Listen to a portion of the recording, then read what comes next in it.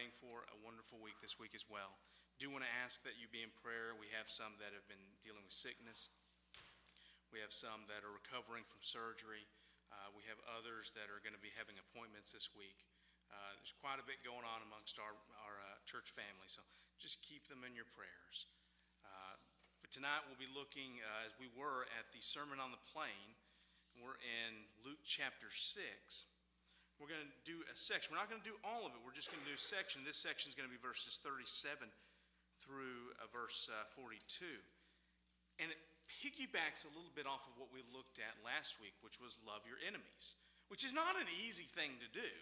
I mean, it's not a fun thing. It's not an easy thing whatsoever, but we are called to love our enemies. And I know that does not play well, does it? It doesn't play well with politics. It doesn't play well with sports. It doesn't play well with national connections, does it? Let me be honest with you, and I'm not trying to be political right now. You've heard of all the things with Hamas right now. They were murdering some of their own citizens. It's hard to love people that do that. We're not asking you biblically to like what they do or like them. They need Jesus Christ. All right? They need Jesus Christ. Now, people within that organization may reject. It's their choice. But I would ask that you pray for even the enemies of our country, or the enemies of common decency. Jesus died for them. Whether or not they accept that gift, Jesus died for them too. They need Jesus. And so how does this all interconnect? Well, Jesus in his Sermon on the Plain interconnects that with another subject which does connect with it. It's a part of it. And that's going to be judging and living, if you will. Judging and living as a disciple of Jesus. Verse 37 and 38 says, "Judge not, and you shall not be judged. Condemn not, and you shall not be condemned. Forgive, and you will be forgiven. Give, and it will be given to you. Good measure, pressed down, shaken together, and running over will be put into your bosom. For with the same measure that you use, it will be measured back to you." Now, honestly, that just sounds strange. It's a lot of language and analogy to things we're not used to. But let me go ahead and start by, let's consider this in the context of Jesus' Sermon on the Plain. Let's see this in the context of what Jesus is talking about and not take it out of that context as so many people do. How many people do we know, and I mean this rhetorically, that have said, Bible says don't judge. Jesus also said, judge ye with righteous judgment. So, I mean, can we keep it in context, right? You said that's wrong. You're judging. No, the Bible said it's wrong. I'm not hating on them. I'm just saying it's wrong. It's wrong to murder. It's not me judging. It's speaking from God's standard that's judging. All right? What's being indicated here? It's that love your enemies is in the background of the mind, as he says this. We have two negatives and two positives that are presented. So let's look at them. Judge not, and you shall not be judged. Condemn not, and you shall not be condemned. Now, how does this go? Both of these words are semi-synonymous, but slightly overlapping in difference. So they overlap in a lot of meaning, but there are differences. The first word is a word for judging. It is a word that can be used for being critical, overly critical, self-righteous, but it can also be used in a situation where judgment is rendered. All right? And so context must be understood. But he says, judge not, and you shall not be judged. Now, I do want you to understand that's not an equation. If I don't judge anyone, God won't judge me. No, God is the righteous judge. He will judge all. Think of it this way. If you are not overly critical and biasedly critical, looking down on others, then you will not be judged for that activity at the judgment. Does that make sense? If you don't go out and hit and run on the road, you're not going to get in trouble for that because you didn't do it. Does that make sense? That's more the idea here, all right? There is an understanding God won't judge you on that account because you did not do it. The condemn, now this word is to pass a final judgment. This is like that final verdict that's given. We find so-and-so guilty. Okay, and then you can't take a few more days and the judge passes final judgment on what that will entail. Maybe 10 years, it may be community service, whatever it is. What is the concept that's being given by Jesus here? Ungodly, self-righteous, critical viewpoint, and severing people off in mind. I think that's the idea. So let me put it this way. Someone you consider your adversary, your enemy. You criticize every little thing they do. And then, I don't want anything to ever do with them, cut them off. That's not how we're supposed to be in the kingdom. Now, there's a difference between saying, okay, they're doing drugs, that's wrong. Hey, they tried to murder someone, that's wrong. Hey, they lied, that's wrong. Okay? There are areas of absolutes that we have both biblically and honestly, people know these things are right and wrong, right? It's not looking down on someone to say that was wrong. In fact, let's say you have a family member and they do that. You recognize it's wrong. You even state it's wrong, but you still love them. You still care about them. Okay? In that instance, that's discernment, not judgmentalism. All right? We want discernment, but not being judgmental. In this instance, Jesus is telling those that are listening, do not cut people off, do not judge them, do not hate them, love your enemies, but don't look, think about the Jewish person. Whenever they have to encounter a Roman, automatically they might look at him and go, filthy, ugly, Roman. And secondly, the Roman does one thing they don't like. I hope he goes to hell, is the mindset that some Jews may have had at the time. When you're under the thumb of someone else, that's an easy thing for people to think, right? Jesus is saying, don't do that. Then he gives two positives. We got two negatives, two positives. Here's the two positives.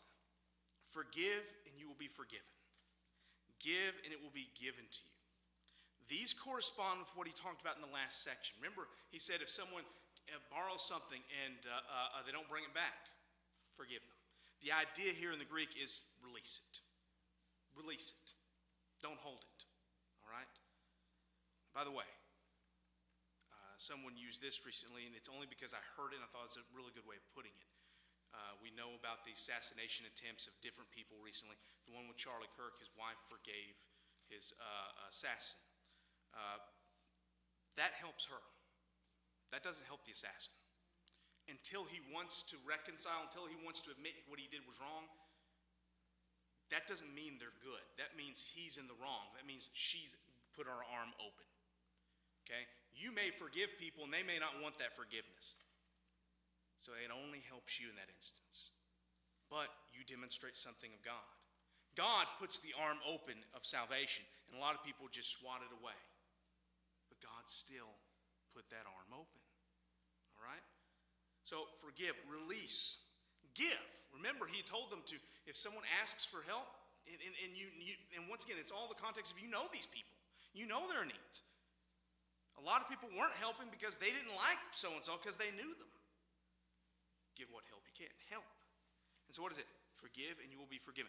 This will be remembered in the day. Give and it will be given to you. This will be remembered by God. So two negatives, two positives. The idea is not to be a judgmental, selfish, hateful individual, but instead to be a loving individual that loves people, even people you don't like. Even people that don't like you. Even people that have wronged you. This doesn't mean that you have to trust them. This doesn't mean that you can't defend yourself. This doesn't mean any of that. It means you want the best for them. You can want the best for them and still realize, I've got to watch because they may hurt themselves or they may try to hurt my family. You can still watch. That right there would be discernment, not hating. All right? We all know people from school days, right? I know some guys from class. Me and my best friend will talk about it.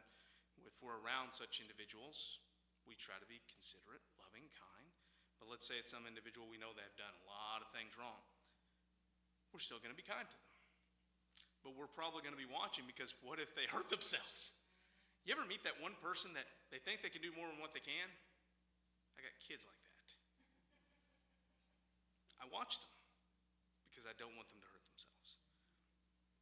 Love, biblically, doesn't mean that you have no discernment.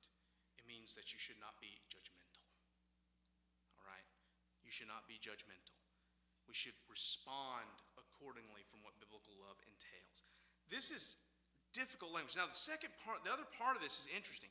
It goes on to say good measure, pressed down, shaken together, and running over will be put into your bosom.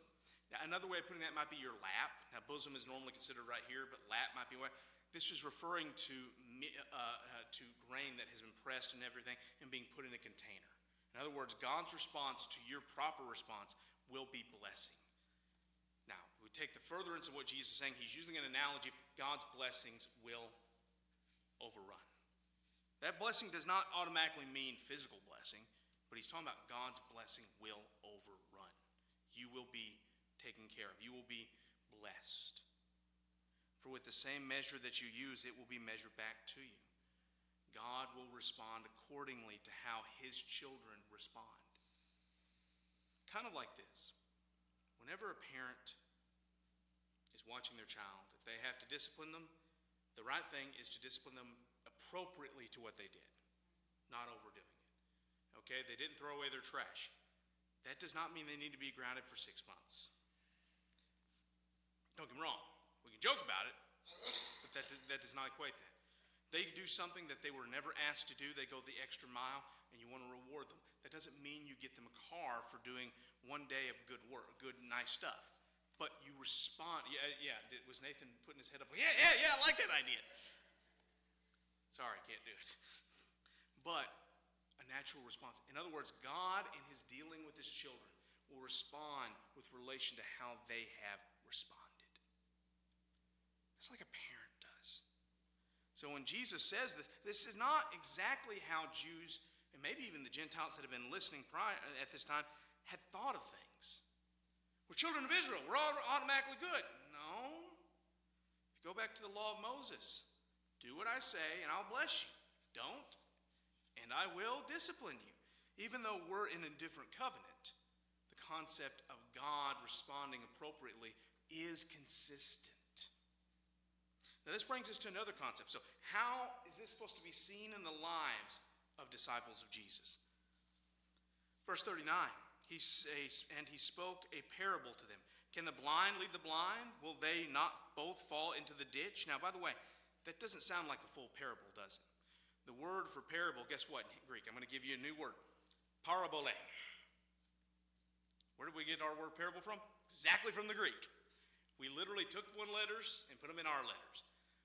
They used it kind of as a little overarching example for a lot of figurative speech.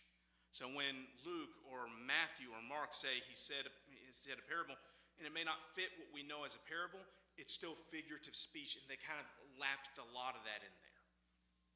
So he says, can the blind lead the blind? He's using something of a figure of speech here, okay? Well, I'm sure a blind person could lead a blind. It just ain't going to turn out well, is it? Will they not both fall into the ditch? What's the result of two blind people, one following another one? It's going to go awry. You need someone that has the proper ability to see. And we have that wonderful old saying, the one-eyed man is king in a kingdom of blind people. Because that one eye means a lot. But the idea here is, it makes no sense for the blind to lead the blind. So you shouldn't follow the wrong things. You should follow the right teaching. He goes to a different concept, something that they would understand more specifically. A disciple, mathetes, Greek word, means learner, okay? A disciple is not above his teacher. Now, by the way, a rabbi was called many names. He was called rabbi. He might be called the Greek for teacher. He might even be referred to as father. They call him papa, which is very strange to us, but they had many different names. They would call him master. Because the way that the rabbi-disciple relationship worked could be as a father and child, could be as a master and slave. They use many different ways of speaking. Now, by the way, people today don't like that term master, but we have master bedrooms. We're not intending anything bad at this point, are we? There was a time where the person who led a school was a school master. Okay? We don't mean anything by it. It's just an old way of saying it. Here, the idea is to mimic aspects of one who has authority, one who does not. One who has authority and responsibility, and one who has responsibility to learn. That is the idea. It says in verse 41, and why do you look, finish that, okay, excuse me, verse 40, finish it. But everyone who is perfectly trained will be like his teacher.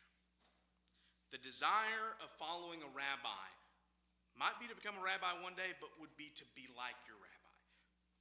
They would oftentimes take this very personal. They'd be very territorial with relation to the rabbi. If another rabbi was in town, they might get upset because this is our rabbi's town. Really, get over it. But they also would consider their teacher very important. Now, there is one story. Now, it has three sources. Some people say there are three stories. There's only one story. It's just repeated in three places about a disciple of a rabbi, not Jesus, but of a rabbi that took his rabbi so seriously that when his rabbi told him that it was important when you marry to treat your wife well and do all these things, the student supposedly hid under his rabbi's bed so he could learn the finer points of married life. I suspect that was not a very good come to your rabbi meeting, okay? I expect the rabbi got upset about that. But the implication was this: that's how serious some disciples could take as a student to listening to their teacher. It was a very close relationship. The idea was, you're not better than your teacher, you're trying to get on your teacher's level. So what is Jesus using this for? Okay? His teaching and what he's saying is not like those that are blind following the blind. That's a bad situation. It's more like you're trying to be like your rabbi. You're understanding the good information he's giving you, the teaching, and you're putting it into practice. And then he uses another figure of speech. This one's more interesting. This one, I would actually say this is humorous on purpose. Have you ever wondered, did Jesus crack jokes? He was human, right? He was God. But by the way, where do we get the idea of humor from? Are we not made in God's image? All right? Just sinful humor is not something that God would do. So I think Jesus would have made jokes. This specific area, it is so ironic / out there that I think it's intended for humor. It's hyperbole, but it's not a serious hyperbole. In other words, we exaggerate, don't we? Sometimes in our jokes, in our humor, we exaggerate on purpose. But here, the exaggeration, I think, is meant to be humorous, but to make a point. He says, why do you look at the speck in your brother's eyes, but do not perceive the plank in your own eye? One speaks of a small speck versus a wooden plank. Or how can you say to your brother, brother, let me remove the speck in your eye, when you yourself do not see the plank that is in your own eye? Can you imagine the ludicrous nature of, hey, let me get that out. All the while, your vision is entirely blocked. I suspect there's a good chance that the crowds were laughing at this, but at the same time getting the point. You cannot look down on someone else when you got your own problems. You cannot be master of your own destiny when you need help. So in other words, to be his disciple, to follow his way, you cannot be hypocritical in loving those who love you, but hating those you're supposed to love. It does not work that way. Hypocrite, first remove the plank from your own eye, and then you will see clearly to remove the speck that is in your brother's eye. If you want to help your brother, at least be mature yourself. Don't think yourself mature. At least have an honest understanding of maturity and be honest. Put it to you this way. None of us are perfect. But when I realize I'm not perfect, at least that helps me realize I'm not better than so-and-so. And so I can look at them with love and not hatred. By the way, the desire to get a speck out of your brother's eye, that's discernment, not judgmentalism. All right? But you cannot practice discernment if you are filled with judgmentalism. All right? The hypocrisy is amazing. By the way, concerning that word hypocrite, that's a Greek word, by the way. Once again, how many words do we take from other languages? But our understanding of it is this: saying one thing and doing the opposite, being contradictory. Okay? But it's a stronger word than that, but it's kind of that meaning. Do you know what it meant from their standpoint? The history of that idea was actually someone who was a play actor. And they were so good that people thought they were that thing. All right? They weren't. They knew they weren't. But they did so well. They played like it that people really kind of thought they were. Almost like the men that would play female parts. And the men in the audience would almost think that they were women. Okay? That's a little weird to us, isn't it? But there was a time in history where a lot of plays included only men playing all the parts. Forgive me, that's just not my cup of tea. But the truth of the matter is, everyone else may see them for something they are not, but God sees them for what they truly are.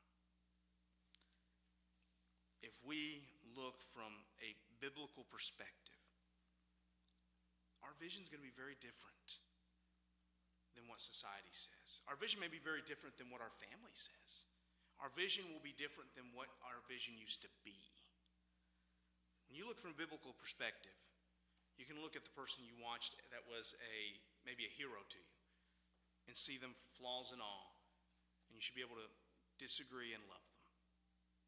You'll be able to look at your political figures that you like and dislike and see their flaws and your own flaws, love them, disagree, and love them all the more. You can even, believe it or not, look at evil people and love them. Not saying what they did was okay. You can honestly look at a Ted Bundy. You can honestly look at a Jack the Ripper. You can look at even bigger figures that killed even more, and you can say they deserve judgment. But Jesus died for them, and I'm going to love them. I will still advocate for justice to be done, but it's not personal. That's hard. But I know the person that can do that judgment properly. His name's Jesus. Because he did die for their sins. He did experience true hatred directed against him. He did experience true injustice. He will bring true justice. You and I, we are called to love. We are called to discern. We are not called to be judges. I know the righteous judge. I'll leave it to him. A saying that we hear every now and then, and though in a sense I agree with it entirely, in another sense I would ask people to be careful with it. They'll say something like this: the Bible says it, I believe it, what you think doesn't matter. Okay, time out. If the Bible calls something a sin, biblically speaking, and I think if we think through it logically, we'll find it is a sin. But I don't have to be unkind about it. You have an opinion? Sure. But what are you basing your opinion on, and what am I basing my viewpoint on? We should want to try to come from it from a desire to bridge, not to agree with, but to bridge and at least show where we're coming from. We're not saying I don't like it because mom and dad told me I shouldn't like it. I don't like it because I go to a place on Sunday with a bunch of people. I'm saying it's wrong because God says it's wrong. And I think there's a logical reason to explain that it's wrong. All right? Your opinion is you think it's all right, but logically, what happens when you do this thing over and over and over?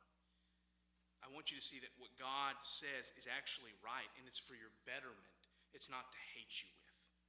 But we do like those resounding statements. God said it, that ends the statement. It ends the statement for people that trust and follow him. But for those that don't, we're still trying to give him the word, right? So we don't need to act self-righteous. We need to act like we've been saved. We know the righteous one. And hey, I'm just telling you, his way is the right way to go. We can defend our faith without being mirrors of the ungodliness around us. Well, I think I've said enough in the amount of time that we've been here. Next chance we get to, we're going to get closer to looking more at what Jesus says on this Sermon on the Plain. And so we've only got 2 more sections of this. The Sermon on the Plain is shorter than the Sermon on the Mount. But you notice a lot of the same teaching? Okay? Jesus taught his teaching to different contexts and different people, but it was still the same teaching overall.